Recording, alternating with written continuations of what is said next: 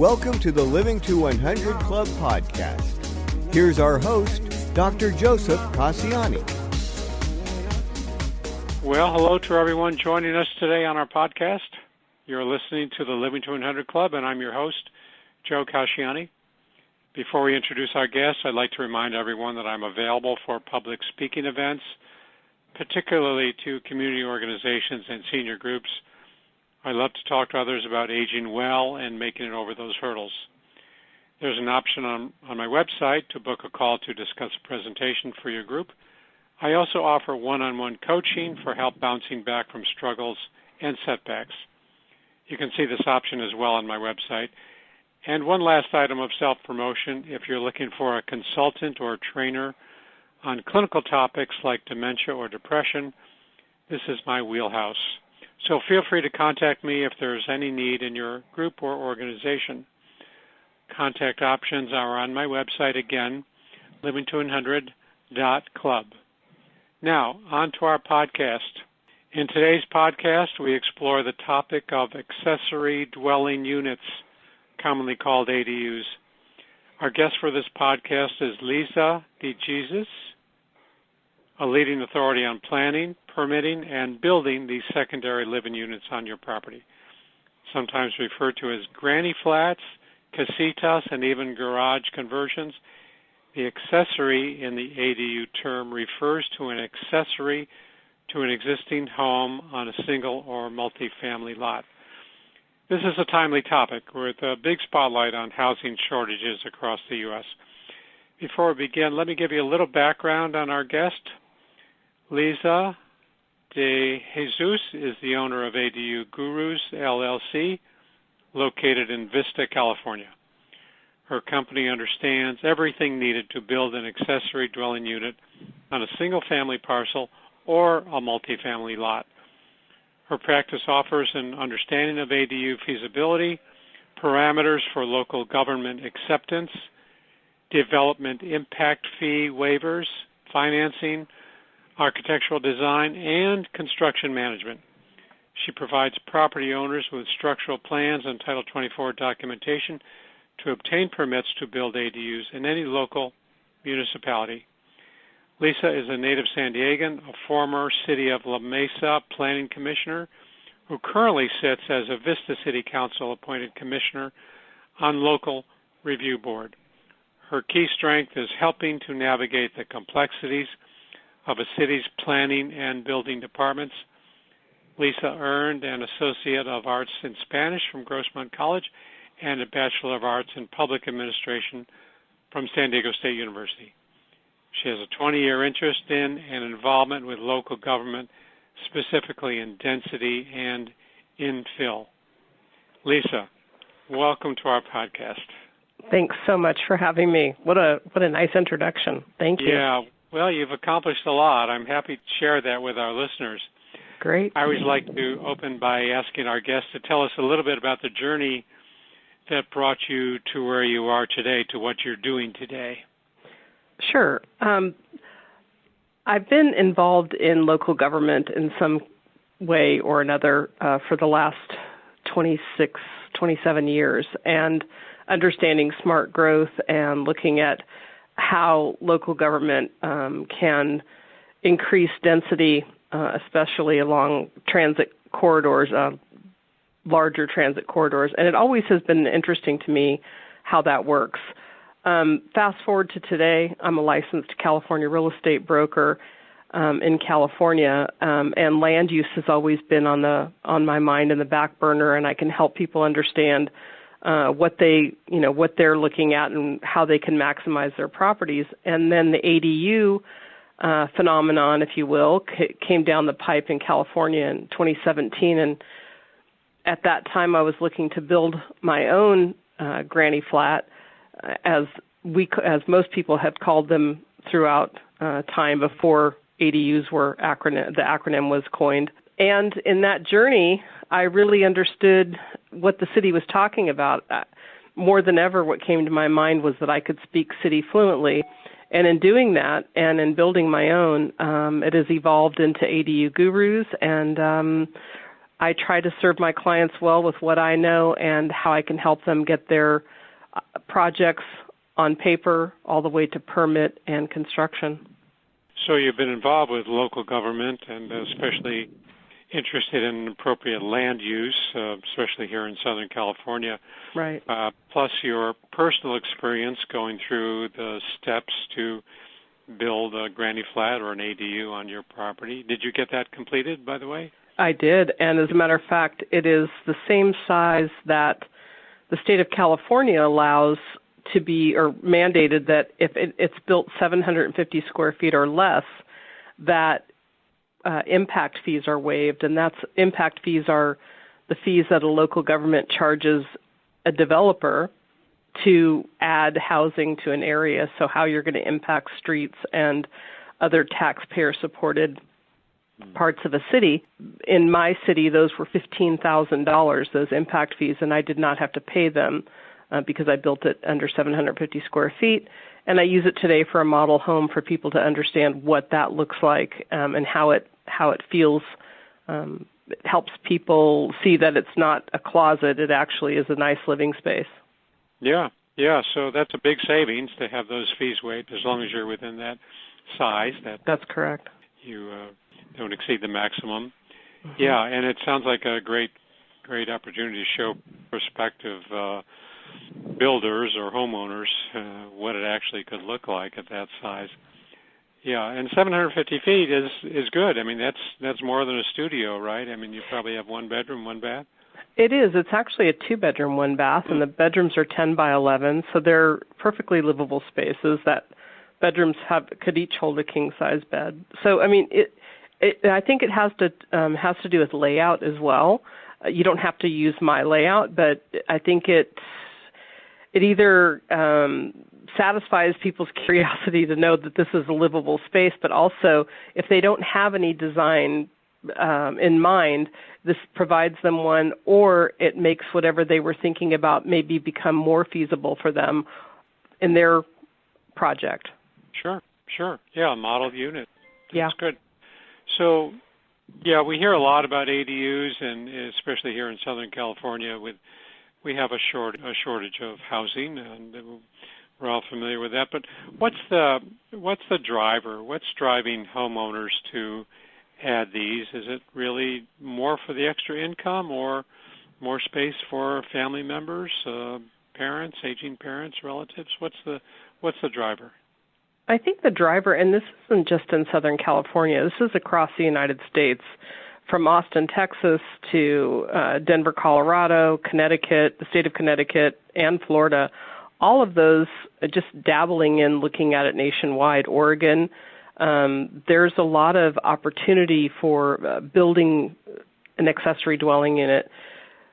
In Florida, for example, the Housing Coalition there, the Florida Housing Coalition, looks at affordability. And that, again, that's a common theme across the board to answer your question specifically, is affordable housing and housing stock in general, right? There's just not enough of it. But in Florida and Connecticut, they call them med cottages or granny pods, and those are to help care for the elderly or to provide a caretaker, a place to live. It's always more attractive to have somebody on site, and if they don't have the space in the home or they want the privacy, but they want the convenience of the caregiver being nearby, there's so many reasons for that. The flexibility, that family flexibility that it provides is one of the reasons that it's necessary in certain areas, or that it's allowed in certain areas. Local governments, though, in every state may be able to change the certain requirements that the states are saying, hey, listen, these should be allowed. We need more housing stock. We need more housing affordability. And local governments have a little bit of leeway with how they implement it, but most of the bigger cities are really looking at ADUs as a solution to housing problem, housing scarcity, and housing affordability. Mm-hmm. So, but it sounds like the homeowners are really doing this more for family, extended family, maybe some rentals, but more for just taking some preparation for aging relative or for their own need for a smaller space and then renting it out. So really a lot of different reasons for people doing this. Yeah. But I didn't hear income is at the top. It sounds like it's not at the top. Well, income, you mean like for rental revenue? Yeah. Uh-huh. Sure. I think that really, I think that can be isolated to age groups, younger people and professionals that are trying to get into a market price in Southern California. They're looking for property where they can build an ADU so they can help with that rental revenue generation helps them offset their mortgage. In other states, housing across the board, look at the National Association of Realtors have been reporting the increase in property values is just exponential. And in a lot of markets, people made more money on the equity they earned last year than they earned at their job. So there's money in the market in equity, and people are using that equity to bring a child closer to home that can't really afford to be out on their own in this rental market, or for an aging parent who wants to be closer to the family. It's just a great opportunity with the government minimizing or mandating that the costs be less to a single-family property owner to build an ADU. And the reasons with the market going up for rentals, and having parents out of state, especially with COVID, people staying home to work from home, making a home office. There's just a lot of reasons for building these, and there's a lot of financial incentives to do so. That's a good explanation. Thanks for that, because there are a lot of upsides to doing this, and a lot of good reasons, a lot of advantages for the homeowner. Do you think there's any typical homeowner that's making this decision to add the ADU? Is there a model homeowner type that wants to do this? You mentioned different groups, but what's the typical one? I think the typical one, and at least in my experience, is the people that have a little bit of equity in even that it was bought in 2018 and 2019. They've just made enough money to get the equity out of the house to build one. You see that a lot of people paying cash for these now, and they're not cheap to build, but they're putting them in their backyards because the opportunity is cheap. Money is cheap to borrow. The interest rates, even as they're going up, are still very low for borrowing, and the equity is there in the house.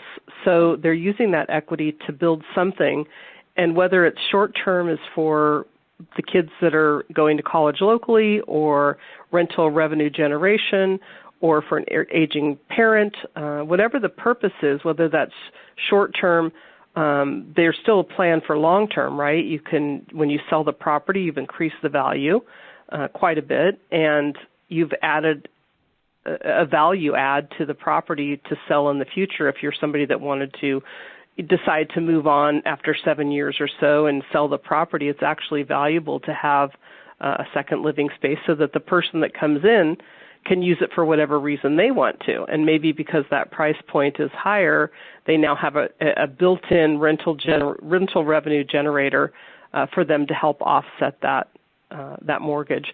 So there's just a whole lot of interconnected reasons why it's a good time to do it and why people are doing it. Yeah, so especially people that have that equity in their home and their property, and they can borrow against that to construct one of these units.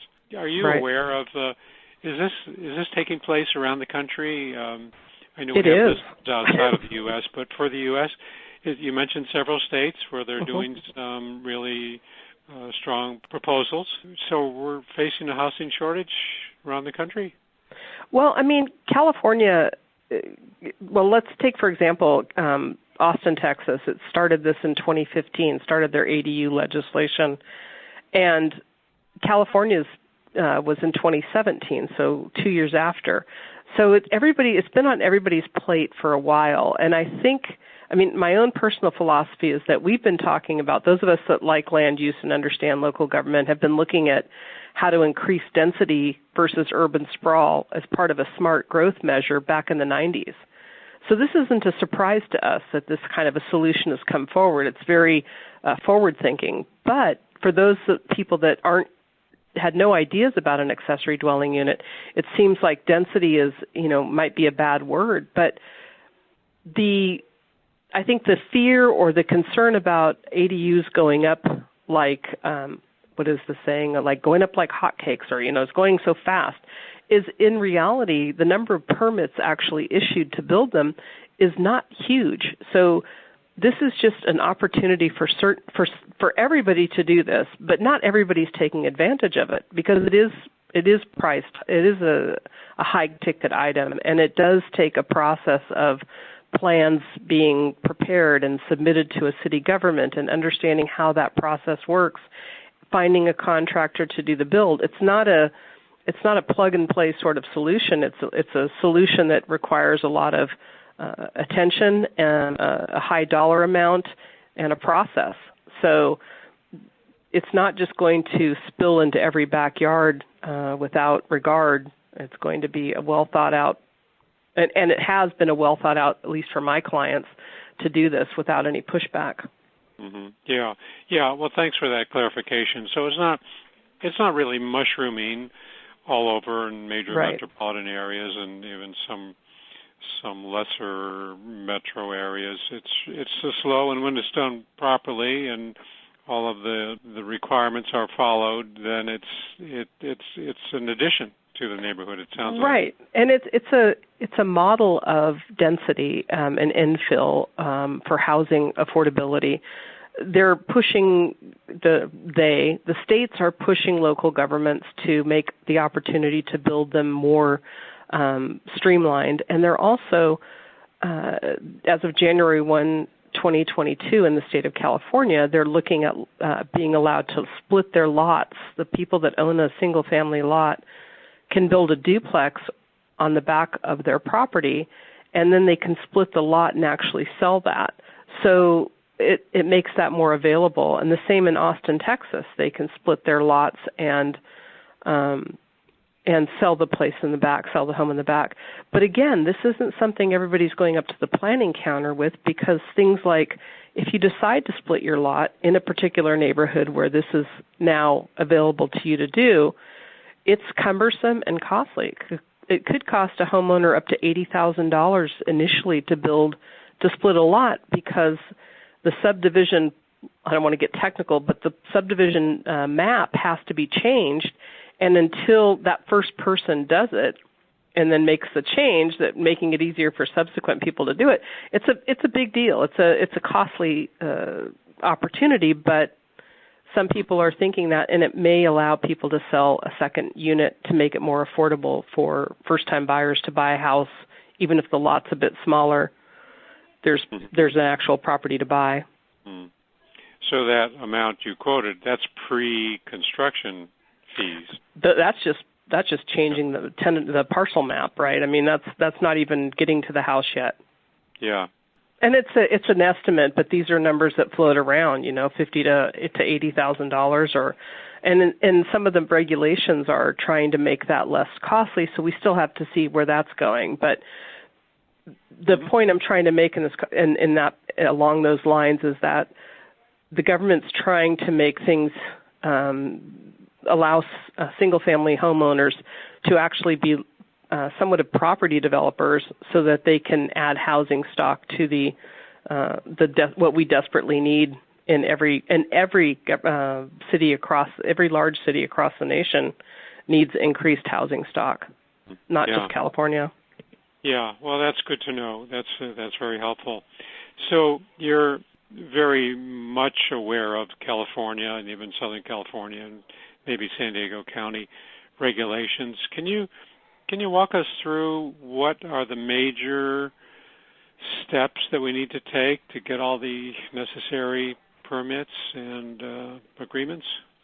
Sure. Well, what I like to share with anybody listening is whatever state or local government you're living in, wherever your property is located, there is a governing body that will look at building and have to approve your building project. So no matter where you live, if you take a piece of paper, maybe a ledger size, 11 by 17 size piece of paper, and draw your property out on that the best you can with where you'd like to build something, you can always take that to your local planning counter. There's always a counter there, and ask them if you can do that, if this meets the ADU requirements.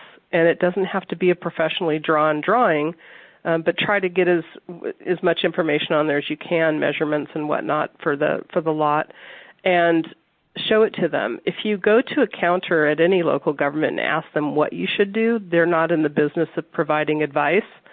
They can't do that, but what they can do is answer yes and no. So this looks, yes, you're within 4 feet of your rear setback, and so all of whatever regulations that are pertinent to that local government, you can actually find out that information when you share that piece of paper with the counter.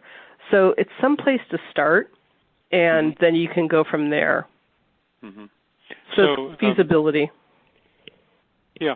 So any local planning counter. County, the city or county or? Well, it depends. Everybody has a jurisdiction that they live in. Everybody. Wherever your house is, wherever you've bought a piece of land that has a parcel number associated with it, there is an overseeing body. So let's say you live in Austin, Texas, and you are in the city's limit, the city's oversight. You just go to the city of Austin and to their planning department, and you can go to their counter. If you live in San Diego, but you live in one of the bedroom communities that's incorporated, say a city like La Mesa, then you would go to the city of La Mesa's planning counter. Wherever your parcel is located within that jurisdiction, and that's something you can just do on a Google search, or you can go to wherever your local government is that you think is yours, and they should tell you if that's where your property is located, or they will direct you to where they think it is, or where they know it's located. So if you had to go somewhere else. Mm-hmm. Okay. So is that going to give the prospective builder all of the necessary requirements, or are there other maybe state requirements that supersede the local requirements, or is it all contained within that jurisdiction?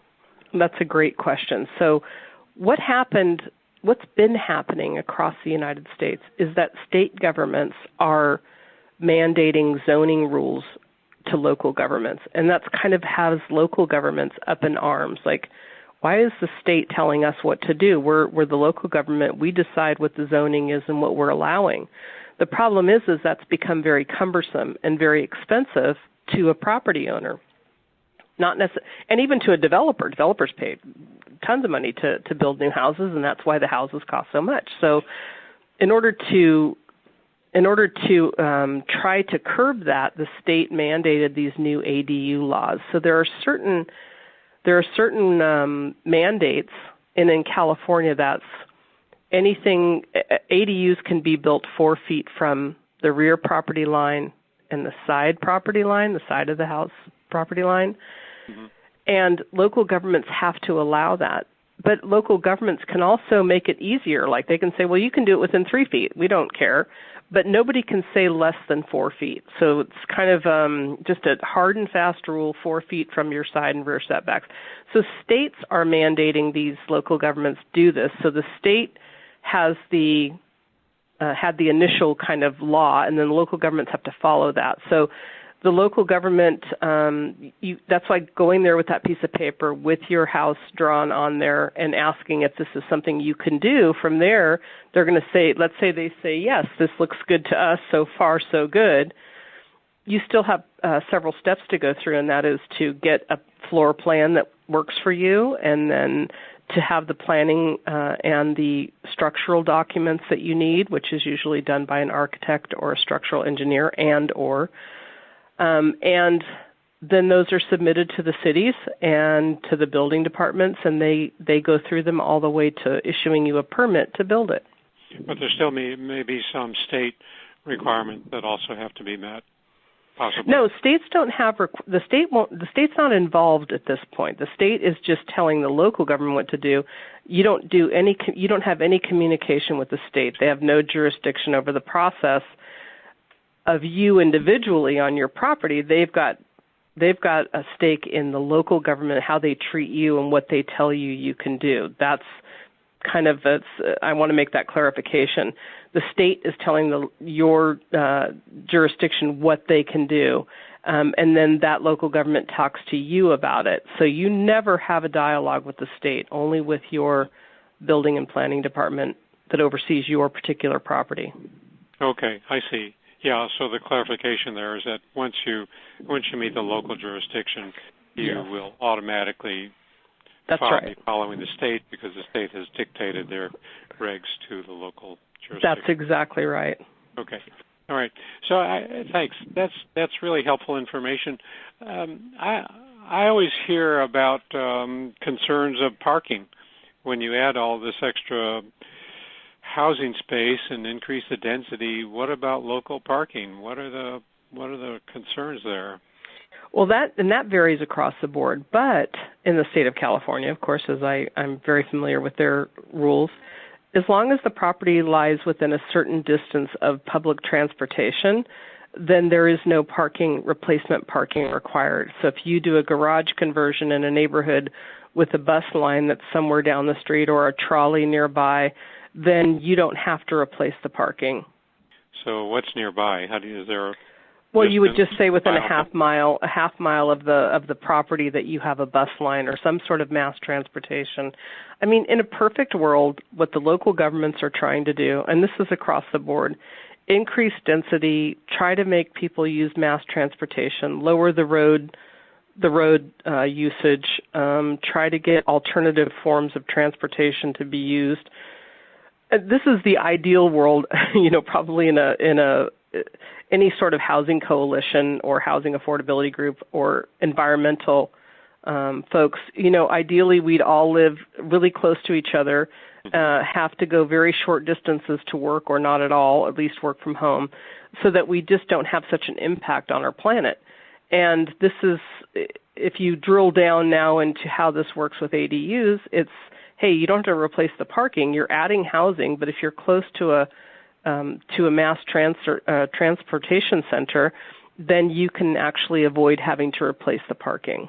Yeah, so in the process of rolling out these new opportunities, there are wrinkles, and the wrinkles, get ironed out eventually, but meanwhile, people are still adjusting to this. So what happens if the mass transit is not within that required distance? So say there's no bus or trolley or subway lines. Well, I mean, then you'd have to replace it according to that local government. But in California, under a certain square footage, you don't have to replace the parking. So this is really up to every, if the state mandates it that you don't have to replace parking, then you don't have to replace parking. But most of that is within a half-mile radius, so that's the minimum, right? But it's discretionary to that local government, except for up to a half mile, right? So if it's within a half mile, you don't have to replace the parking at all. And if the local government says, if it's up to after a half mile, then you have to replace the parking. And some can say it doesn't matter to us at all, right? I mean, you can build something if you're 2 miles away from and not have to replace the parking. So it just depends how it goes from city to city, but the minimum is a half mile. So when you say replace the parking, does that mean you have to add off-street parking to your property, or? Well, it could, right? So this is why one of the reasons why garage conversions were never, people did a lot of garage conversions without the local government knowing about it, right? They built a family room in the garage, or they did something that kept the facade of the garage so that code compliance or nobody knew about it, because they couldn't replace the parking. Maybe they didn't have much of a driveway or whatnot, and people parked on the streets depending on the size of their lots. So then when garage conversions were allowed, but they had to replace the parking, yes, they had to carve out some place in their yard for an extra space so that they could meet the parking requirements. That's why these difficult barriers, or the barriers to building, are becoming things of the past. Now you don't have to have replacement parking. Mm-hmm. Or you don't have to add a spot for it, right? If you build in the backyard and you're adding an occupant or the ability to have an occupant or two, you don't have to provide parking for them. whereas you did a few years ago, but now you don't. Well, I like your description. The ultimate goal or destination is that we can increase this density without imposing on other people's property, and we can increase the density as long as we're near mass transit. And that, I can appreciate that being the goal. We're just not there yet. Right. It's going to take some time, but as I said, these are the wrinkles. Yeah. So, without getting into the specific costs, how long does it take a homeowner to recoup their investment? Are we talking about 30-year mortgage terms or less than that, or?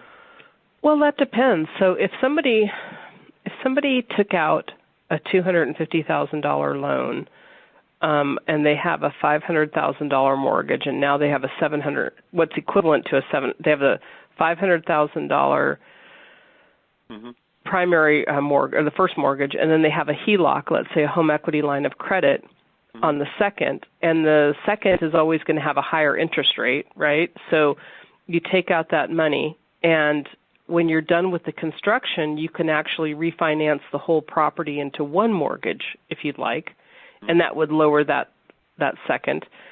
But you may, so there's a lot of what ifs and variables, right? If you're enjoying a very low primary mortgage rate, then why would you do that? So, there's a lot of talk that would need to be done about what you currently have, where you're going with it, how would a refinance look at the end of it.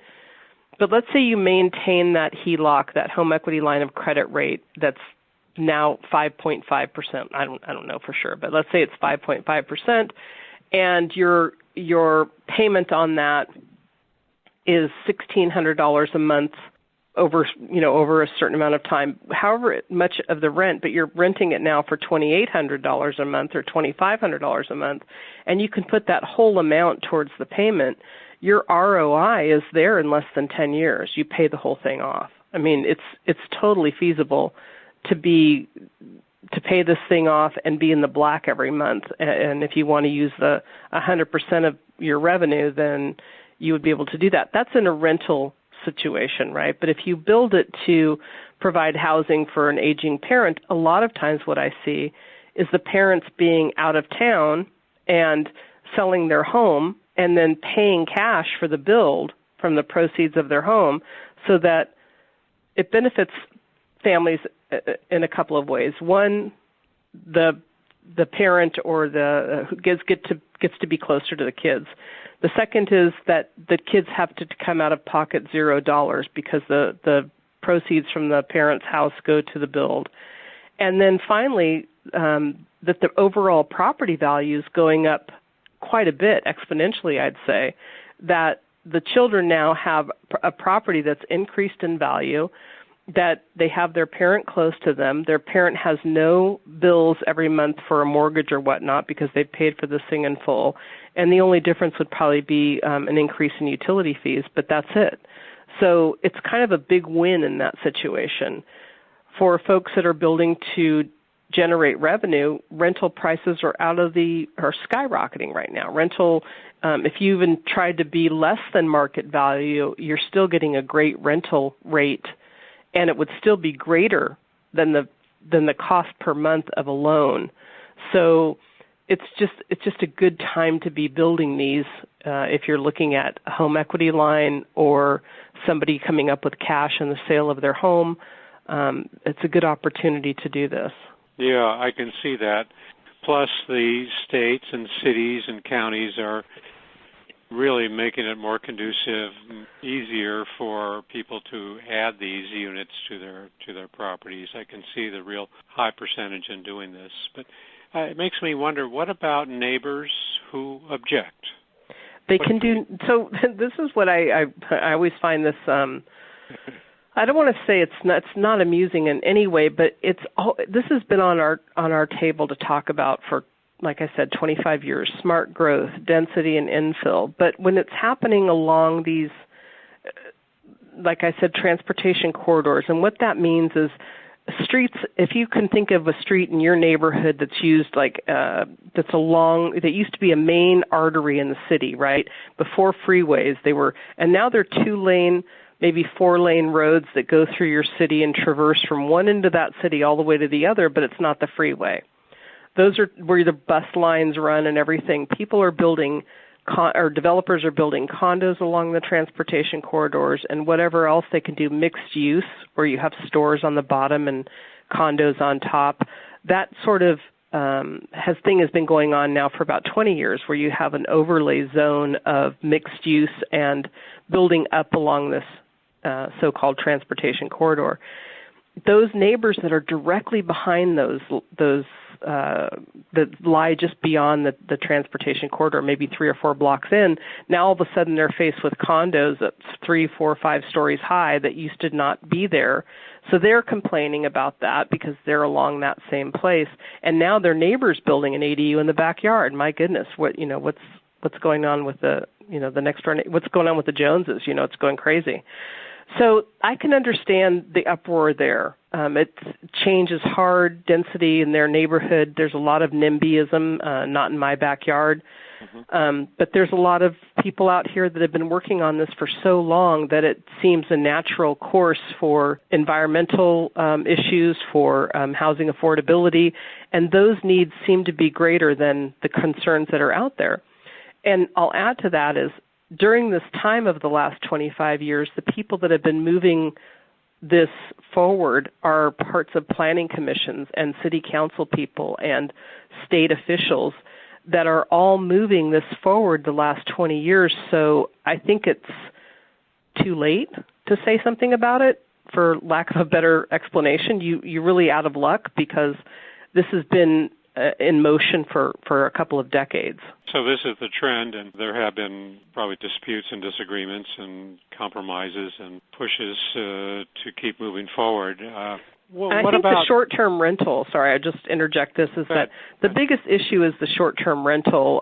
When investors come in, buy up property for cash, build an ADU, and then try to do Airbnbs out of them, that's not where this is meant to go. So they've been putting the kibosh on this. The local governments have, they sniffed it out. They're trying to do everything that they can to mandate that these are 30 days or more. There's no 30 days or less rentals. And if you're in the business of Airbnbs, that kind of puts that out. So they're trying to be responsive to those sort of complaints. Like, in neighborhoods don't want Airbnb rentals. 3 units can be allowed on one property now. They wouldn't want to see those be turned over every day like they were living next door to a hotel. I understand that, and that is really being discouraged now through legislation and ordinances. Yeah, okay. So there is some kind of a fine-tuning here where yes, it's not just absolutely. Run abroad amok. And, yeah, okay, I get that, sure. What about environmental groups that are opposed to this increased density altogether? Are they out of luck as well?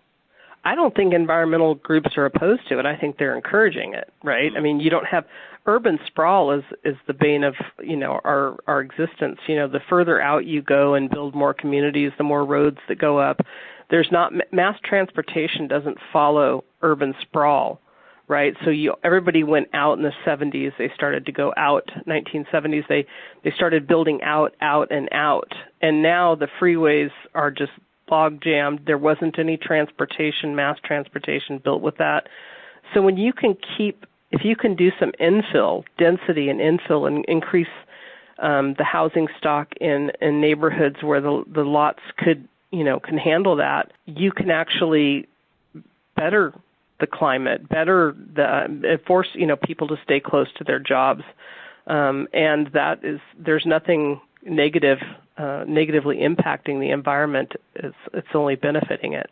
Yeah, that's another good clarification. Thanks.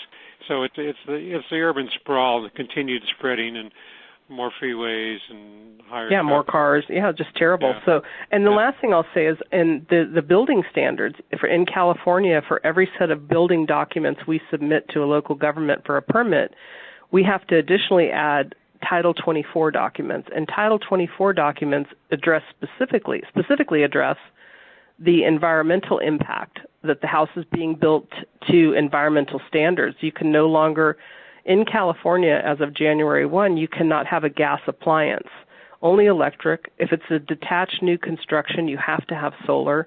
So there's all sorts of, there has to be a solar panel either on the main house where you're pulling power, or you have to put that on top of the ADU. So it has to be solar, have solar energy. It has to be all electric so that there's no gas emission.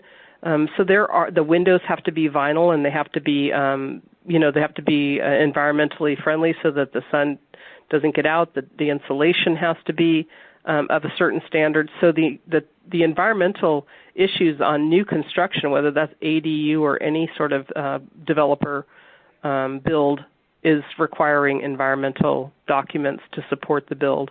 So this Title 24 regulations apply to all areas, or just in the state of California? Yes. So whether it's residential, commercial, or commercial, you have to meet these environmental standards. I see. To make sure that the environmental impact is okay. That's correct. Yeah. Fascinating. Great conversation here. I learned a lot. I'm sure our listeners will learn a lot as well. So what would you hope our listeners take away from our conversation today, Lisa? To not be afraid of a process like this. If it's something interesting to them, don't be afraid to learn more about it, because it's a lot easier to do now. Financially, it's more feasible. There's opportunity in everybody's backyard. The process can be a little overwhelming if you're not used to working with any of this, so seek out somebody that can help you with it. There's a lot of us out here in every city. There's somebody that does ADU consulting. Contractors, this is something I think is good news or good advice, and that is that contractors, anybody can build a box, and most ADUs look like either a rectangle or a box or whatnot. But it's understanding what your rights are as a property owner, understanding the feasibility under the ADU laws that really is helpful for you to know. So don't miss an advantage in this process by using somebody that doesn't know how to do an ADU but knows how to build one. So understanding what your local government can allow will make the process a little bit less scary, and they're there to help you. Please remember that. So, let me know if there's anything I can do. Good advice. Yeah, we'll get to that in a minute. I just want to wrap up. Sure. We are out of time, but before we wrap up, I just want to remind our listeners about a co-sponsor for our program, A Mighty Good Time. Are you looking for ways to engage and stay active? Check out amightygoodtime.com. It's a one-stop shop for events and activities for those 50 and over. It's free to search, and it's free to post, amightygoodtime.com. And be sure to visit the Living to 100 Club website to sign up for our weekly podcast announcements and monthly newsletters. And while you're there, be sure to download a free copy of my 9 tips for living longer. Lastly, pick up a copy of my book, Living Longer is the New Normal, all about maintaining a positive mindset in all we do. It's on Amazon as an ebook or hard copy. We've been talking today with Lisa De Jesus. Lisa, for those who might want to contact you, what's the best way to do that? You can go to my website, www.adugurus.com. There's a place on that website that you can schedule a call with me, or email me at lisa@adugurus.com, and I look forward to helping anybody that has a question about it. Great. Okay, so adugurus.com is the website, and people can contact you through that, and your email is lisa@adugurus.com. Correct. Well, that's great. Thanks very much for this very educational conversation. I know our audience will appreciate it. And thanks so much for having me. Yeah, you're certainly welcome. Certainly welcome. And keep up the good work. Thanks so much. Yeah, okay. And thanks to all of our listeners for tuning in today. I hope to see you next time.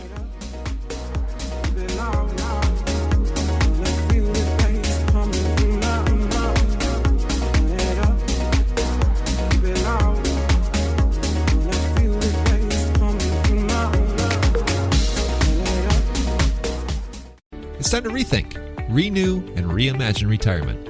Hey everybody, Jared Sylvester here, host of Retire Repurposed. Now this podcast is about the non-financial parts of retirement, which many times can be even more challenging than the financial. We believe retirement is not the end, rather the beginning of what could be the most impactful, purposeful, and fulfilling season of a person's life. So don't retire, become repurposed. To listen now, search Retire Repurposed on your favorite podcast platform, Senior Resource, or Life Audio.